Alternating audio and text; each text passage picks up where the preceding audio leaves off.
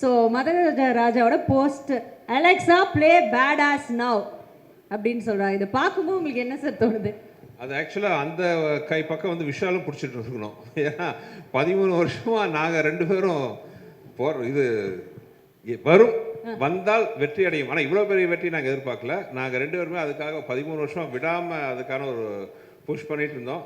அதான் எங்களை பார்த்தா மனோகர் சார் தெரிச்சு ஓடுற அளவுக்கு அவரை துரத்திட்டு இருந்தோம். ஸோ அதில் வந்து கூட ஒரு விஷாலை ஆட் பண்ணியிருந்தா இன்னும் கரெக்டாக இருந்திருக்கும்.